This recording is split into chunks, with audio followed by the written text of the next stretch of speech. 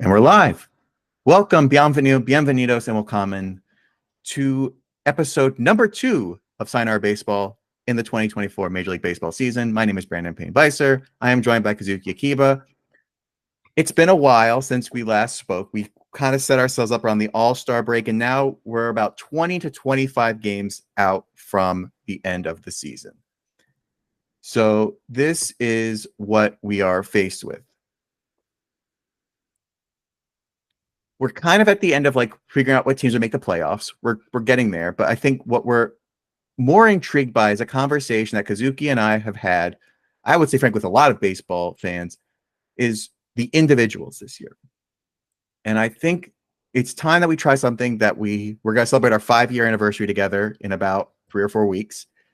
But one conversation that I don't think you and I have ever had to the level that we're having it this year is who is going to win the 4 major end-of-year awards elected by the Baseball Writers Association of America. So those awards are Most Valuable Player, Cy Young, so Best Pitcher, Rookie of the Year, and Manager of the Year. Those 4 awards. So what we're going to do is take our offline text conversation we've had and bring it live to our audience on YouTube, on LinkedIn, and on our podcast, predicting the end of season awards, which we generally never do. We generally do not do this, but we're going to try it. So we're going to start in the American League, and we're going to go in order. MVP, Cy Young, Rookie, Manager of the Year, and then we're going to go to the other one. And I'll start with this, and I want to see if you agree. When we started doing this rundown together, if we had done it in, let's say, May 15th, so about 45 to 50 games in, do you think our list would be as similar as they are now? I don't think so. For example, like one of the players will start off very horribly in the month of April, and I wouldn't have expected to put him on the list, to be honest, or frankly, be number 1 in the running for MVP. Right. So that's one. I think the other thing is, I think a lot of players in general have surprised, and teams have surprised. We can't ignore team success, especially in the Manager of the Year role award. But even with the players, like certain teams have done far better than we expect. And I think we're going to start off with the team that we expect to do well and are doing well. So we'll start Most Valuable Player.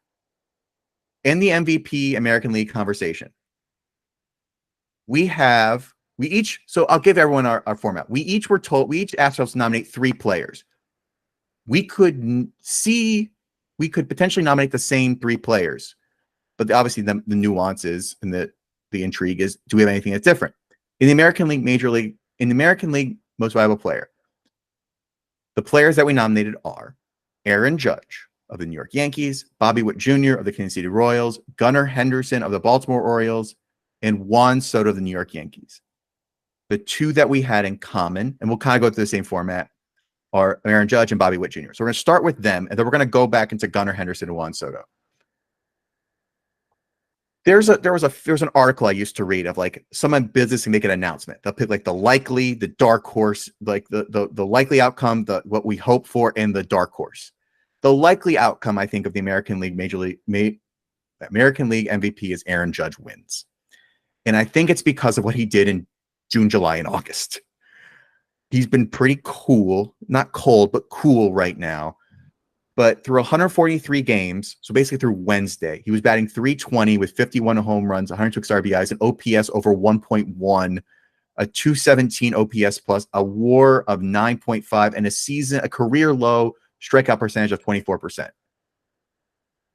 I don't think I've ever seen a player do that in like the past 5 or 6 years. Like, it reminds me of like Freddie Freeman, and Freddie Freeman hit more home runs. Like Freddie Freeman's like the consummate guy you should win MVP every year because he does everything so well at the dish. But to hit .320 with the lowest career low in strikeout percentage, and 50 RBIs, 50 home runs, and 120 plus yeah, I can't fight that as he's probably going to win. Do I want him to win? Not really. But is he likely to win? Most likely. I mean, there's only one player in this modern era who's probably done it to that extent, and he's did it way better. It's a guy who had a balanced breakfast, obviously, in Barry Bonds. Right. And Barry Bonds, we haven't seen a player like him in like almost a generation of players. And we're staring at it. I think we both agree that Aaron Judge is the most likely candidate for AL MVP. The other things that are pretty impressive about him is he has an 18.4 walk percentage. So teams are walking him pretty regularly, about, almost 2 times per every 10 at bats. And then he strikes out 2.5 times. So you're at about half the time those are your options. Then the other half he's getting on base like very easily. And it's not like he's hitting like he's swinging for power every time, because he's batting 320. I think that's what I think is going to hold him as, like, even if he has a cool September, that's what's holding him along the lines. But we're going to go to the next player on the list. I want Bobby Witt Jr. to win. I think Bobby Witt Jr. is should win AL MVP. Through 146 games, he has a 334 batting average, 30 home runs, 99 RBI, 28 stolen bases, an OPS of 984, an OPS plus of 170, an offensive WAR of 8.4. He also has a career low in strikeout percentage at 15%. His home run percentage is 4.7%. His walk is 7.3%, 7.3% of his at bats, and then walks. That's a career high. So he's kind of hit his stride. Granted, he's only been in the league for 3 years.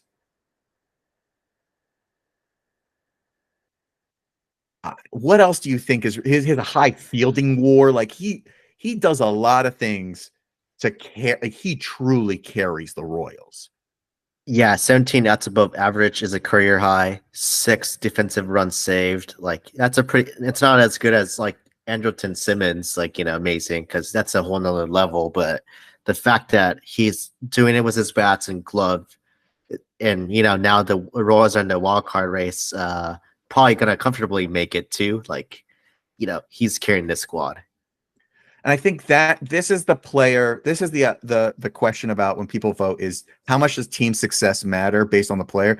Like there's the whole thing of like in the NBA, I know particularly doing the NBA, they say if you take this player out of the lineup, does the team still perform at its level?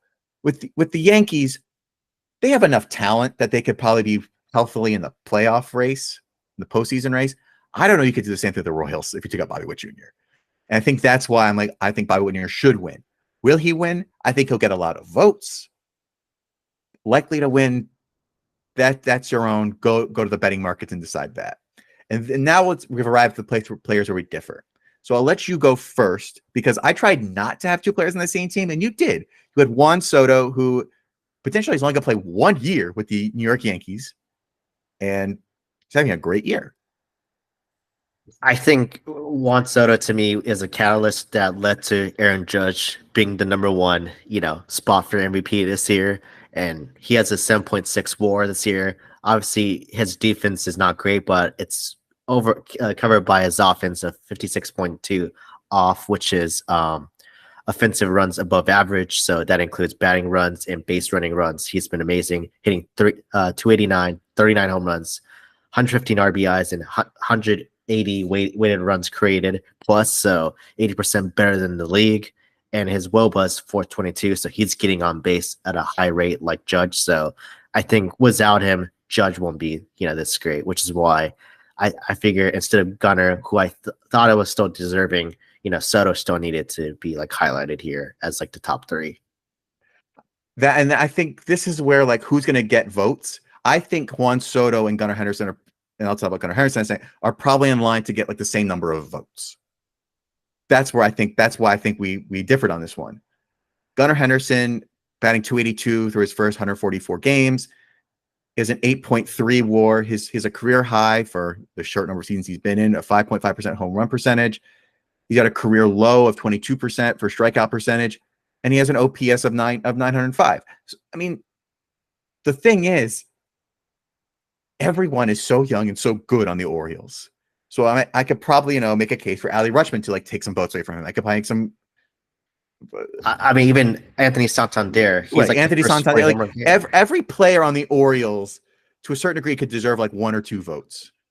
And I think that's probably what takes away from how Gunnar Henderson is doing this year, because everyone has generally been quite good on the Baltimore Orioles. And I think, much as that we agree that the Yankees are doing quite well overall, Juan Soto is one level above, and Aaron Judge is probably two levels above. So if I had to, we had to kind of, that's how we think it's going to go. It's going to go Judge, Witt Jr., and then a tie, probably a cross for Soto or Henderson. Cy Young for the American League is my most fun thing to talk about right now, because even though he got blitzed in the hand yesterday off a liner again against the Rockies, he caught the ball between his legs, by the way. Tarek Skubal of the Detroit Tigers likely to win, should win, and I really hope does win the AL Cy Young. He has 10.7 strikeouts per 9 innings, which is absurd for a pitcher on that staff, given the record that staff has had historically. And we're going to get into, spoiler, we're going to talk about a couple pitchers on the Contenders Royals. But the AL Central, to being loaded with pitching, is great. Even Garrett Crochet, who's on the worst team in baseball. Cool, you're a great pitcher. But this is incredible. So before the game he pitched against the Rockies yesterday, he had a 2.53 ERA. He gave up 1 run yesterday against the Rockies, correct? He had a 1 earned run off a home run. He has a 16-4 record before yesterday. He had a 5.8 WAR before yesterday. His WHIP was under 1, and he's pitched, I think, close to 180 innings now. But I did my stats out. We have that 174. His opponent batting average before that game yesterday was at 207, and he allowed a less than 3 runs per 9 innings pitched. This is extraordinary for a pitcher that, has been doomed by a team that's challenged. And now he comes out, and maybe it's because they got Kenta Maeda. I mean, maybe they got you got a little bit of support. They've always been decent. Their bullpen's got a lot of effort behind it, but he is, I think, head and shoulders the front runner for AL Cy Young, and I think that would be amazing if he got it.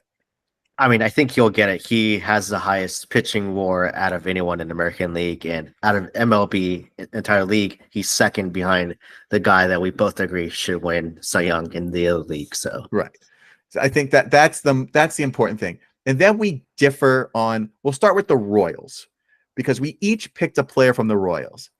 I'll let you go first, because I think the Great American Train heist of last season is paying dividends to the Royals, and that's the acquisition of Cole Ragans.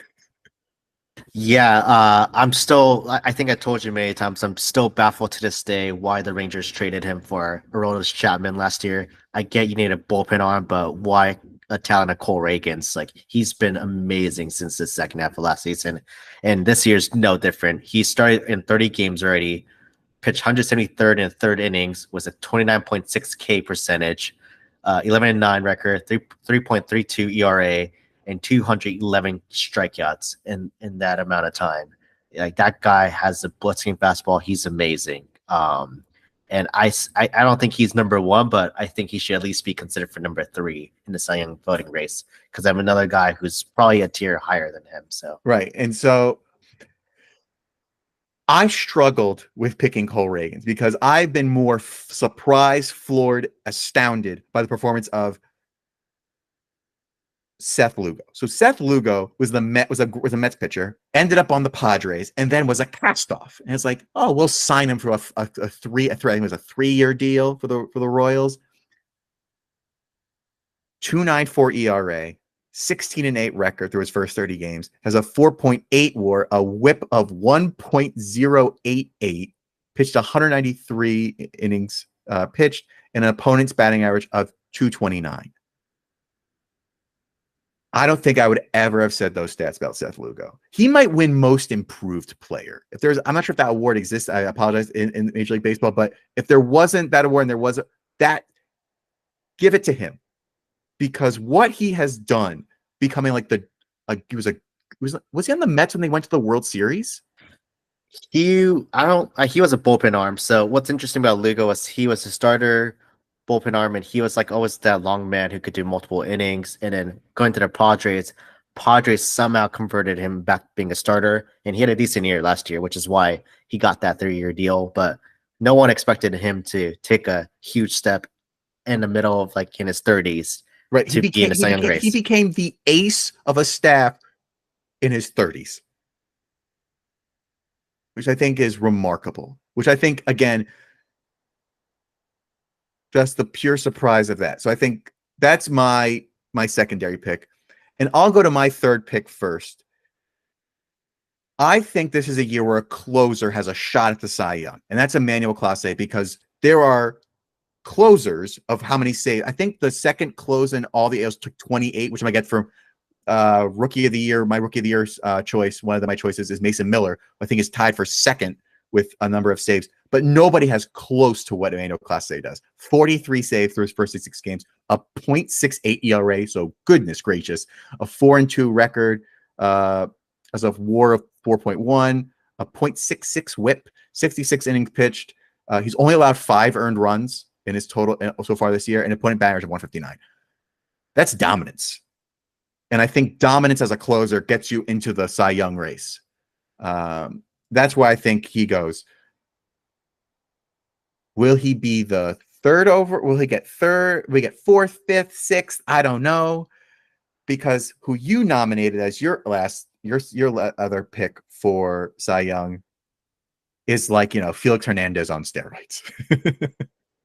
Yeah, I mean, first to cover Emmanuel Clase, I think he could get third because if you look at a sample size in history, Zach Britton, in 2016, he was as lights out as Clase has been, and I think he got third overall for the Cy Young voting. So I don't think that's a bad pick per se. But for me, like I feel like based on like all the stats and sabermetrics that writers care about nowadays, I don't think he's going to be as high, which is why my pick is Logan Gilbert of the Seattle Mariners. And what Brandon alluded to of being Felix X is because of the fact that his wins are lower than his losses. He has a 70-11 record, the 27 games started, 3.15 ERA, 191 strikeouts, and 185 and a 2/3 innings pitched. So around a 4.1 WAR. So he's having an amazing season. He, out of everyone in the staff, I didn't expect him to take more steps forward than anyone else. My bet was on Kirby, but Kirby fell apart in the second half. So really, Logan was a stud, but he became even more of a stud, and his stock is up. Therefore, I think the arbitration's higher. Therefore, I think the Mariners will probably trade him because they're a cheap organization. And shots fired. I get it. That's for hot stove season come December. So I think our order for the AL Cy Young is Scooble 1. Is it what Lugo 2, Reagan's 3? Probably Lugo 2, Reagan's 3, Gilbert 4, Clase 5, probably between 5 and 8. Like it's not gonna be too far off, but that's kind of where that lines up.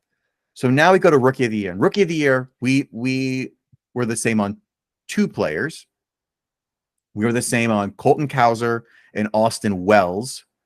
I'm surprised that we both nominated a catcher. Like I know he's been a very good player, but a catcher is always, a surprise for Rookie of the Year, but he's been very good.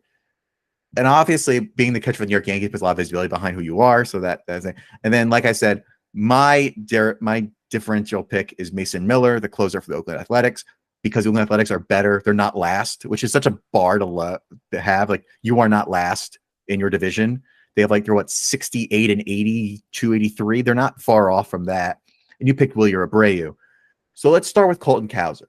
And let's both agree to this. This was the hardest award to pick players for because Colton Cowser and Austin Wells are platoon players. They do not play every game. And the problem with Colton Cowser is overshadowed by every other player on that Baltimore Orioles roster. And I probably forgot he was a rookie for so long because everyone on that team, it feels like they're a rookie still. Even Adley Rutschman has been for several years now. But he's got 20 home runs, 21 doubles, OPS plus up 120. He's played 139 games. He's been so good for what he's offered, but his stats are not, extraordinary. Like we compare the AL Rookie of the year with the NL Rookie of the Year, and wow, is there a big difference? Yeah, it's to be honest, it's mid to me, but this is the best we got. If only Luis Heel was in injured or it was like innings limit, I think he could have been the clear favorite, but clearly something slowed down with him, so we couldn't even pick him in the top Nope. three. And I think that's the other one. Austin Wells. And I'll say that Austin Wells is probably nominated because he's also like batting 252, 13 home runs, 39 RBIs. Like he's done very well. But the thing is the Yankees have struggled so long to have a consistent catcher, and now they have a consistent catcher, and he's less than 25 years old kind of situation. Like he's a rookie. And I think that just when has that happened in our lifetime? Since like Joe Girardi. It feels like it's been a while. Even Jorge Posada was young when he started the team. He's been here for a long time too, but they haven't had that in so long, and he's been present and good. I mean, Gary Sanchez, I'd argue for rookie of the year, he was like pretty solid for like the first years. I forgot he's fallen off so much in my mind. I was like, I apologize, Yankees fans. It's been a while since I recognized him as like an active player after he fell off that is performance. But you're right, Gary Sanchez for the power that he delivered behind the, and also But I would say the difference between him and Wells, although Wells I don't think is great defensively, his defense definitely has improved because that outweighs more than the offensive number, and he walks a lot, which is why it hits. So overall, F4 has been like higher, so it's like good, but I wouldn't say it's like amazing. But since there's not many rookies, here we go. Right. I think that's kind of where he seals it. Like his role has become he's one of the players where as rookie of the year, if you take him rookie as you take him out of the line, put someone else in as a catcher, you notice the difference. With Colton Cowser, unfortunately, the Baltimore Orioles are so good that if you take him out and put someone else in, he's probably going to be decent to the point where like the difference is not like, that strata is not as deep as at Austin Wells. And then we go to our differs. Mason Miller being my third pick. And it's like we talk a lot about stats. We've watched a lot of these players play. Like I said, I got to watch Scooble pitch a few times, and the way he throws as a lefty, you can tell something is pretty special about him. How hard Mason Miller throws as a closer at his age, my goodness, he just throws so hard, and he has such an unfortunately high ERA for a closer at 2 compared to like 0.6. But yeah, that's where I see him. 23 saves. He's getting close to being second or third overall. Got a low whip. Opponent batting average is 154. I think it's just he's the eye test for me. Like his stats are good, but when you watch him pitch, like it's hard to get a hit off of him because you're either getting a really hard hit or you're getting absolutely nothing off of him. And let's not forget, he was a D3 athlete. He wasn't even coming out of a good school. Yeah, so he is shown to be a significant piece, and with that team's gonna be so low profile when they move to Sacramento, unfortunately, before they move to Vegas. I almost put Brett Rooker in for MVP because of take Rooker off that lineup. That lineup is not great. I mean, even Lawrence Butler, like in the second half, like he's been on fire. Yeah, the athletics being decent, and what I think the pitching staff this is a team is like get to Mason Miller, and you haven't seen that in a long time with a rookie of any caliber. And you've seen with a couple, I would say that with like a couple of closers in the last 5 or 7 years, but for the athletics to be that team, I think is surprising. And we'll close this topic on Wilyer Abreu, who I actually have like not seen a lot. I haven't watched a lot of Red Sox games, but his stat line is pretty impressive. Yeah, I mean, I think we're all surprised with how the Red Sox are doing this year, right? Like they're all in the playoff race, and part of it is because of Abreu, hitting behind O'Neill and Devers, and also Jaron Duran. So I think that's what helps. But yeah, he's having a great year, like 117 games played, 396 plate appearance, 265 average, 15 home runs, 55 RBIs, was 122 weighted runs created plus. Like that's pretty good. 22% above average. Like that's amazing. And 3 F4, like that's a solid year for a rookie. Obviously, not screaming great, but at least he's generating a lot of values and really helping out the Red Sox in that outfield. I think that's where like a common thread about rookies. If they play a lot of games, you're probably up for this award. And so I think if we had to kind of look at this one, I'd say Wells is probably number one. That's tough. Or I think Cowser will probably edge him out, but not by a lot. And then Wells 2, and then probably Abreu 3. Maybe Abreu has a shot at 2 if the Red Sox get further along, you know, in the depending on the ending standings in the AL East. And then I think Miller is probably going to end up in like 5. So I think probably a 4 because he got injured. I argue he would have been a 2 if he was healthy all year, but he got hurt for like a couple weeks. So I think you're right. Cowser's probably number 1 at this point, and then Will is probably coming in, but not, you know, it's not far. That's probably be the tightest race of the ones we've talked about so far, and then we'll get to manager of the year, which actually might be a tighter race. So manager of the year, we are exactly the same. We picked the exact same managers. 2 first-time managers, and then 1 person who I think could have won it last year. Did he win it last year? Brandon Hyde won last year. Yeah. Brandon Hyde won AL Manager of the Year, so he could repeat. So Brandon Hyde is one of the picks he picked, but I think we both agree number 1 is Stephen Vogt. Stephen Vogt is AL Manager of the Year. I think he's the front runner because he's a first-time manager. His team's in first place in a very competitive division that's surprisingly competitive, and the Guardians don't have like, you know, a lot of name brand talent. They got the Naylor brothers. They got a great pitching staff. They got Steven Kwan. They got Ramirez. Yeah. Right. They got a bunch of players who you put them all together, like kind of like the Orioles. A bunch of ball players, put them all together, and they're great together. And he manages very well that together. And I think he figured out how to make every player play very well. And he knows when to go to the bullpen. He knows how to, you know, win a game.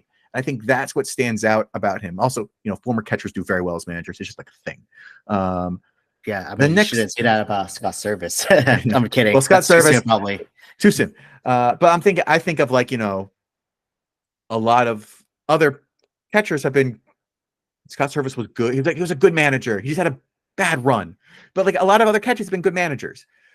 The next manager who I think, you know, should win but probably won't is Matt Quatraro of the Kansas City Royals. No one thought they'd be good. Let's be honest here. I'm sorry to our friends at Kansas City. We have several listeners at Kansas City. I don't think they'd be good. They've been great. And he's found a way to take, like, you lost Pasquantino. We're gonna go sign Tommy Pham and a bunch of players and stick them in and see if they do well. And he knew how to just play that roster so right. You got MJ Melendez. We're gonna make him. He's be good. He's good. I mean, Salvi Perez having a right. Salvi Perez is like their manager de facto, and for like an extension of that to come along, and like this guy just works well with this team. He made this team like Vogt, made this team play has helped team play very well in a very competitive and oddly surprisingly good way. Yeah, I mean, the fact that they were 56 to 106 last year, and now they're like the top 3 in the AL, like that's pretty. Yeah, that's a huge turnaround. That's how I look at that. So and then obviously Brandon Hyde. The Orioles, how the Orioles do so well with such young talent is a testament to their front, like whoever you want to give it, you know, the praise to. But on the field, they all look to one person, and that is Brandon Hyde. And Brandon Hyde has done so well to keep this team in check, calm, poised, and yeah, they fumbled it in the playoffs last year against the Rangers. But during the season, they play 20 plus games against the Yankees. They play 20 plus games against the Red Sox, and they still are as good as they are now. And they acquired Corbin Burns, and Corbin Burns started on day 1, and he's been great. They have, you know, managed the bullpen situation here and there. It has been tough here, but they've done. And he finds a way to, you know, manage a lineup with so many talented young players. He has a shot to win it again. I'd hope. I don't really think he will, but I think we all agree it's Vogt, Quatraro, Hyde in that order. It's just a matter of where they finish. If the Royals win the division, Quatraro wins. if the Guardians win the division, Vogt wins. And then, if for some reason the Orioles make it all the way to the end of the playoffs, he wins. High. So I think that's kind of where we're at. I think that's the best way to describe that. But that was the only category I think where we really actually that's one of the two categories we hit all of them. So we've covered the American League.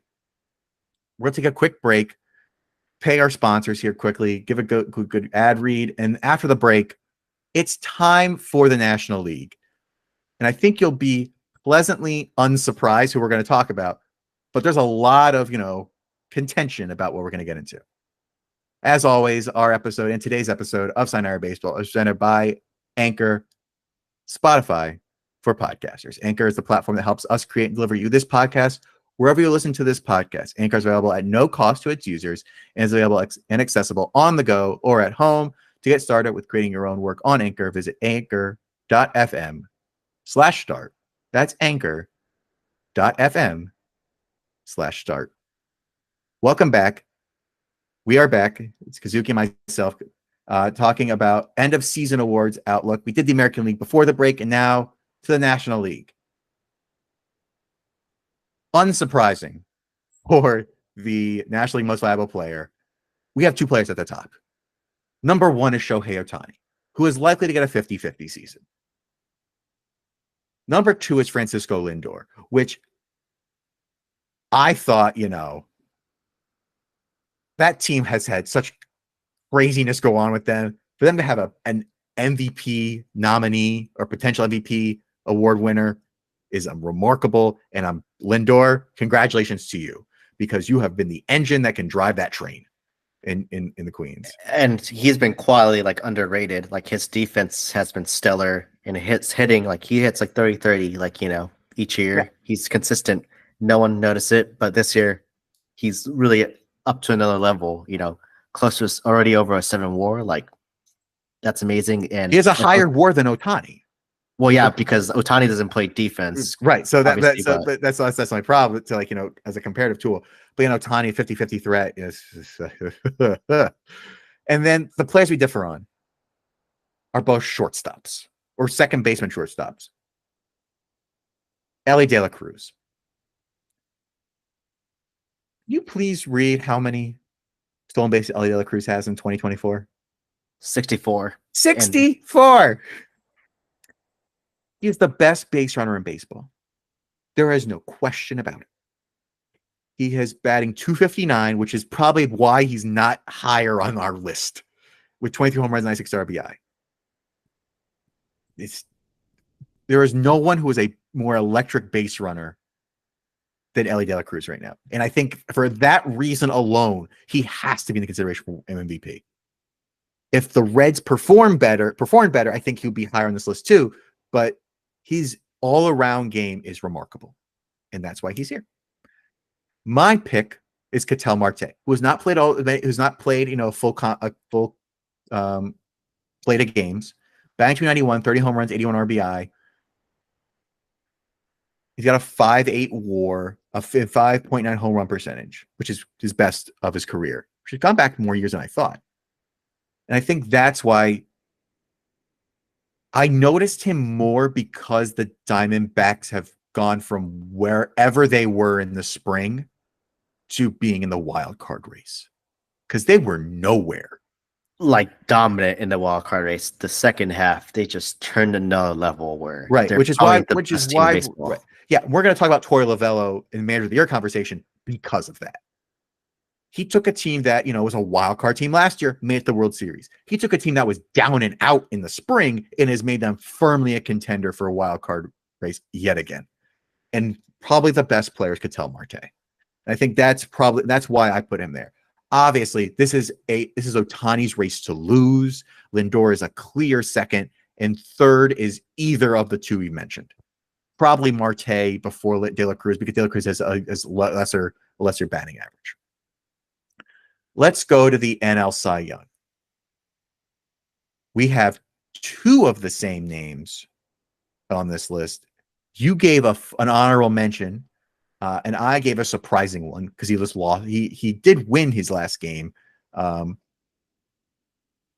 we'll start with, I think, the comeback player of the entire MLB, the clear front runner for NL Cy Young on a team where any one of those pitchers could have run NL Cy Young if they were fully healthy, and that's Chris Sale in the Atlanta Braves. 2.38 ERA through 27 games, a 16-3 record, a 5.9 WAR, a 996 WHIP, 166.2 innings pitched, which is, did we ever think he would get that far? Like no, we did not think it that far. He has a 214 opponent batting average. What else did you pull about his? I mean, he's in line for the pitching triple crown, and he has not pitched over 150 innings since 2018, since that Red Sox World Series run. Right, he has not been healthy for a long time. Right, that's pre-shoulder, Tommy John, like every major surgery he's had, and now he's, please stay healthy, because the Braves have such doom and gloom when it comes to their pitchers, between Fried and Strider about getting hurt. Even Raylo, who was probably a revelation, right, out of all that. And Chris Sale, I don't think they could have asked for a better situation with him. Just get to the end of the year. I mean, the Braves are probably not going to win the NL East. I mean, the Phillies definitely has a dominant lead, right? Yeah, the Phillies have had this thing in the bag for a while. So it's basically the Braves' wild card to win, which I think is why our second pick is Zach Wheeler. Zach Wheeler is the best pitcher on the best team. 50-6 record, a 2.59 ERA, a 0.96 WHIP, his career best, and 173 innings pitched.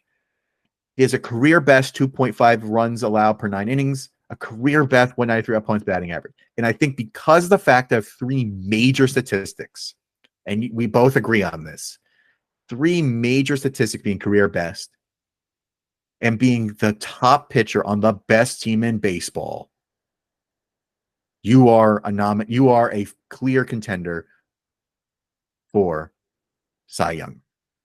I mean, the fact that Wheeler did this since he joined the Phillies, he's been the workhorse, been so consistent since his tenure, since 2020. He's been hands down the ace of the staff, and he'd really deserve that 3-year extension. Getting paid $140 million starting next year, but he's been that good for the Phillies. Who expected that from that Mets rotation? I think he was the best guy out of that 5 arms, from that Mets era. That's nuts. Right. That Mets era was phenomenal. And for them to all kind of find their way, some of them found their way in other teams, is remarkable. And I think we all agree, Zach Wheeler, what he has done, incredible. And then I'll go with my third choice, and then I want to hear about yours.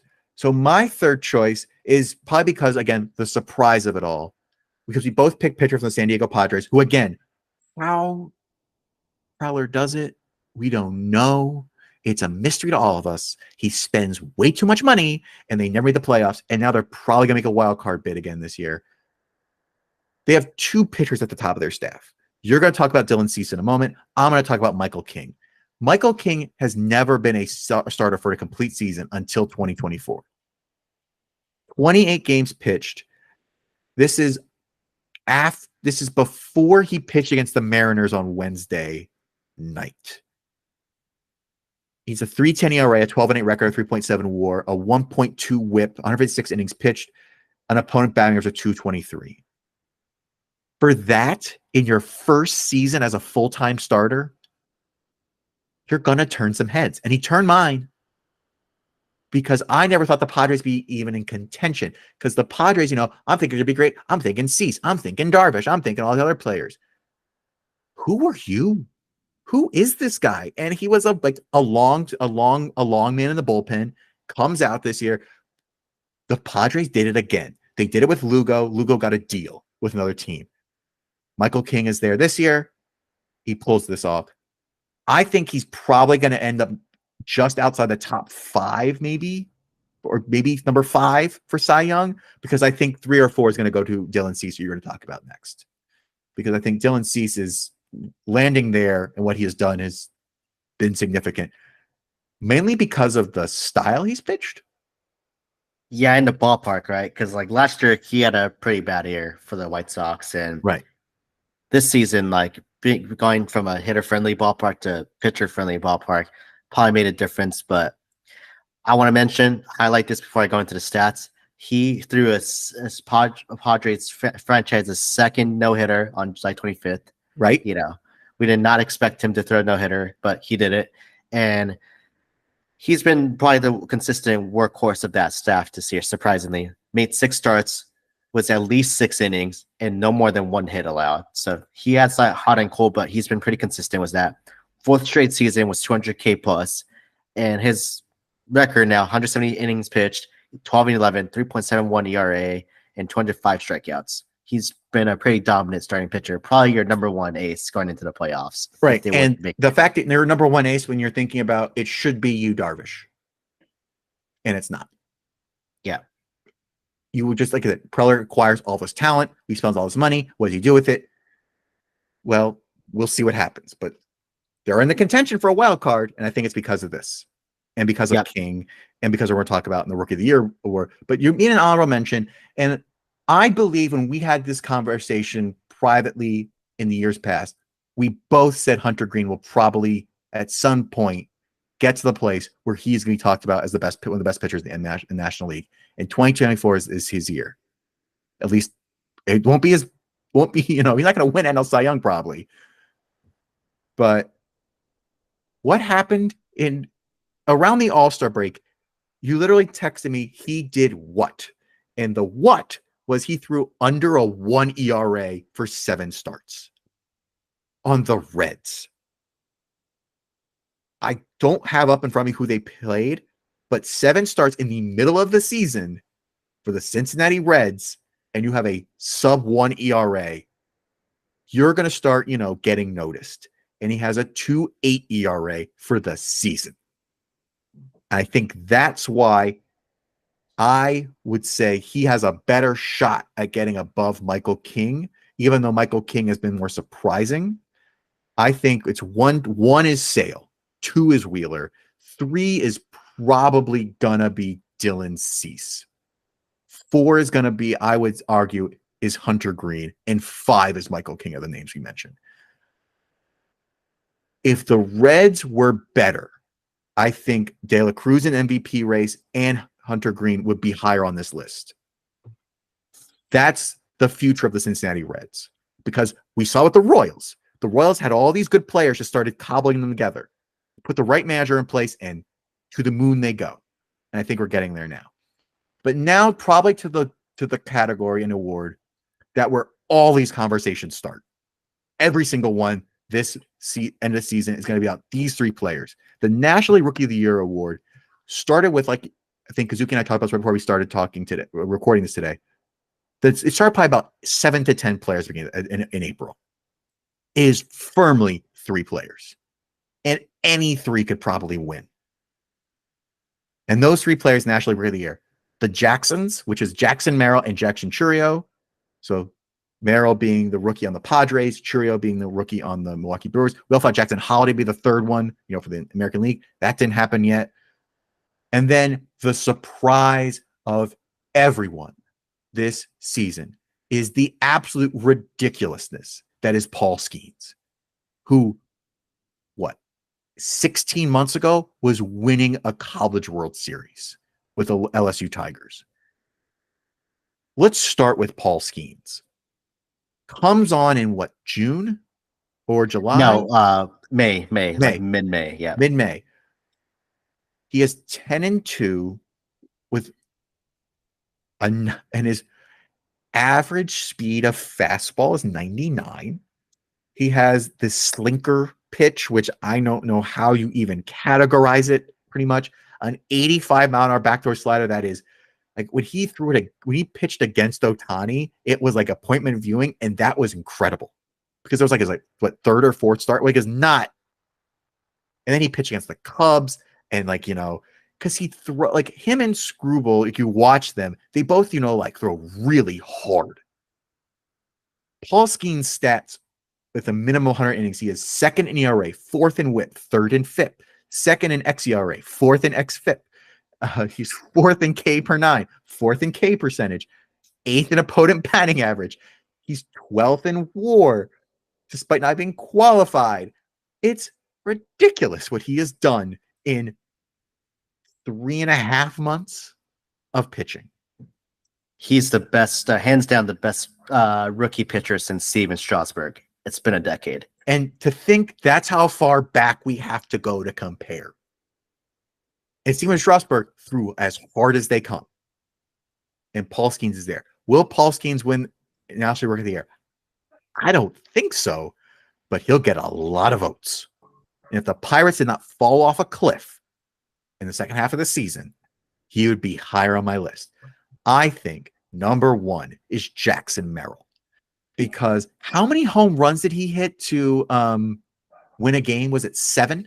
Like he hit 7 game tying or game winning home runs. He's hit so many home runs late in games. So I think his clutch gene, again, it's not a thing you can measure, but he's just there.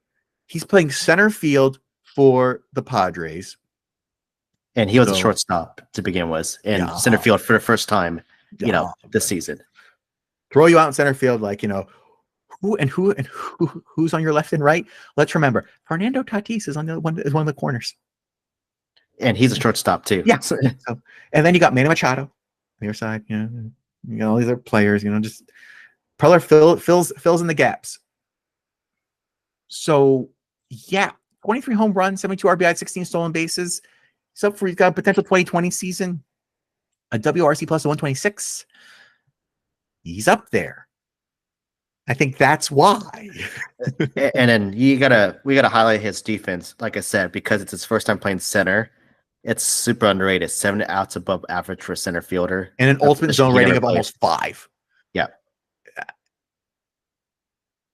If you are able to acquire some highlights or even watch a Padres game live, they get a lot of play in MLB Network if you're out of market because of the broadcast style, the broadcast ownership. Just watch the way he plays center field, because he plays center field with the mobility of a shortstop. I'm going to cover the entire area. This is my territory. And he does it very well. Because we've seen other shortstop go to the outfield, like Mookie Betts has done quite well, but Mookie Betts did that so late in his career compared to Jackson Merrill. And Jackson Merrill's helped his team become a contender in the playoffs. I think that's a significant portion of this. He's been the most notable position player on that team. Then we go to the Brewers, leading the NL Central. They lose Christian Yelich, so we're like, oh no, what's going to happen? Yes, other players have stepped up. We cannot avoid that. Bryce Terang is having a career year. However, to start this season, all eyes were on Jackson Chourio. In 130 games, he a 273 batting average, 19 home runs, 16 RBIs, also contender for a 2020 season with 20 stolen bases, a 790 OPS, a 117 OPS plus, and a WAR of 3.6. And he's slashing 320, 380, 584 in the second half. To get better immediately after in your first year, I think is why both of us think he has a real shot at winning this award. And for stepping up when they're arguably their best player goes down. Because Christian Yelich is not playing again in 2024, as far as I know. That's been confirmed, right? He is out entirely for the rest of this year. So we're going to talk about Pat Murphy in a moment, the manager of the Milwaukee Brewers. But that team has taken, I'm going to lose my best hitter and my best pitcher early in the year and still be the NL Central leader. Who is my player that I'm counting on? A rookie. And I think that's why, if I had to I think Jackson Merrill's probably going to win. But Jackson Chourio is going to give him a run for his money to the very end, because both teams make the playoffs. If they play each other in the playoffs, that is going to be what I think is going to tilt this vote. But that's it. Like, that's Rookie of the Year. NL Rookie of the Year, we may spend the short amount of time on it in this thing, but there's a reason why only 3 players have been in this pool for the last, 45, 50 days? Since basically the All-Star break, it's these 3 and no one else. Not even close. And I think that's why we did this whole discussion today. Like, we never thought we'd get to the point where it's 3 players consistently for any award. But since the All-Star break, the NL Rookie of the Year has been between the hardest throwing pitcher in the National League, one of the best defenders in the National League, and a player who has led a team to the first in their division in the National League. And that's the best way I think we could describe why we wanted to have this today. We just saw something out of these players this year that we probably haven't seen to the degree that we have in previous seasons in these award categories, especially NL Rookie of the Year. And we're going to close out with our Manager of the Year conversation. I voted Pat Murphy of the Milwaukee Brewers, who is first place in Central with an 8+ game lead over the Cubs. His 10th year with the Brewers, his first year as a manager, because, he replaces Craig Counsell. Your team loses all their best players, yet you're still 20+ games over 500. Go forth with ye. Mike Shildt of the San Diego Padres. His first season as a Padres manager, who's previously manager for 4 seasons with the St. Louis Cardinals, but they went from being, a laughing stock for Preller spending all this money and not making the playoffs to firmly in the NL West race, firmly in the wild card race. They're about 4 to 5 games back, I think, now of the Dodgers. They're 82-64 through the first 146 games. So he's in there.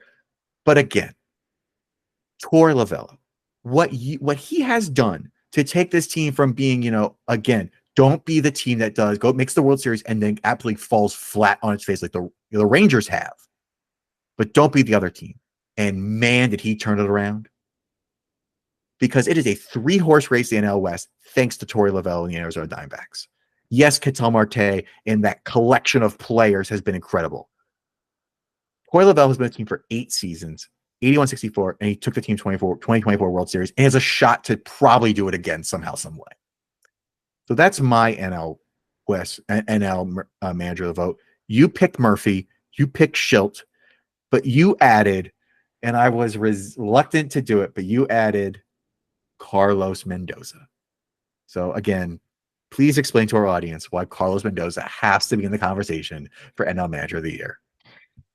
Well, I wasn't feeling like putting it in because I thought Mets was going to be a done deal. The lovable Mets somehow turned it around. They started off the season, it was 22-33, a very disastrous start. And I get it was a rebuild year and they're transitioning off as they sold off their high assets in the trade deadline last year.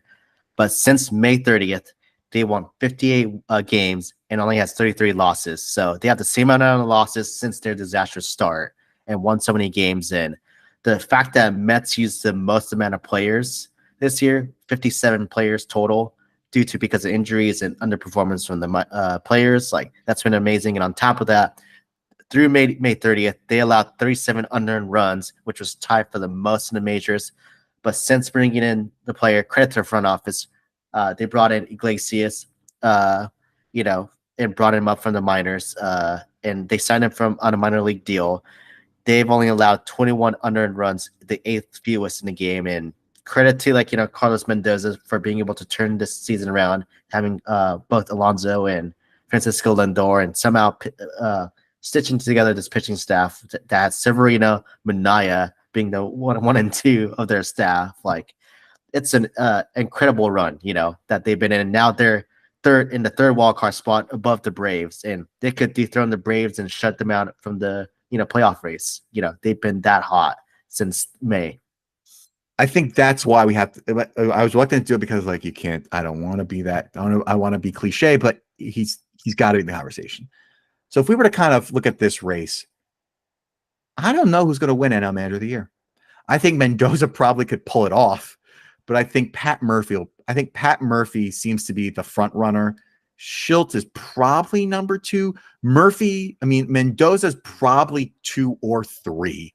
And I think Lovullo is probably 4. Because Lovullo's we saw this last year, Torey. You did it last year. Brandon Hyde, we saw this last year. Just win more games. Make it. If you make it to the World Series again, we got a conversation to have. But yeah, the National League has been far more exciting in general, I think, than last year, than we thought. And far more exciting than we thought this year. Because it's Dodgers or else, but no, it's been a good season. I think that's what we're so intrigued by. And I think that's how we'll end the show. Is the National League has been far more exciting than I think we anticipated this year. Considering it's Dodgers, Braves, and the Brewers. Well, Dodgers have been great, the Brewers have been great, and the Braves have not been. but the Phillies have been extraordinary. The Mets have come around to this, incredibly bad start to being this incredibly good team. And we potentially have a 3-horse race now in the NL West, which is, really nice to have. And I think that's what we're excited about in the last 20 plus games to go. So thank you all for being here. Remember to subscribe. We're still posting these on LinkedIn, even though we're broadcasting live on YouTube. So you can subscribe to our YouTube, which is, I think, under my name. You don't have to. The podcast still goes out. The LinkedIn post still goes out. Again, thanks to Baseball Reference, Major League Baseball, and a lot of other sites for these sites, statistics. This was a loaded podcast when it comes to facts and figures. So we appreciate that. So again, we'll end with our shout outs to Cowboy Bob, Regular Virginia, and Margaret Shelton, as well as, I still love my doggos. So that's Boone, Winnie, Bandit, Gatsby, Jake, all our fluffy listeners. Even though Kazuki has 2 cats, I still can't I can't mention them on the podcast. Can't do it because I'm a dog person. And then until we see you again soon, and if you're a frequent listener of the last 5 seasons, last 4+ seasons together, you know what's coming. In 2 weeks, the season's going to end, and Kazuki and I hit our stride. It's fast and furious. We got previews. We got recaps that coming soon. We might have to end a season's review quickly before we get to the playoffs, but that's what we're looking forward to too. And I think that's how we're going to end it. Thank you all again for being here. We'll see you again probably in a couple of weeks. Enjoy the last part of the season. Hope your team makes it to the playoffs, and we'll see you at the end of September.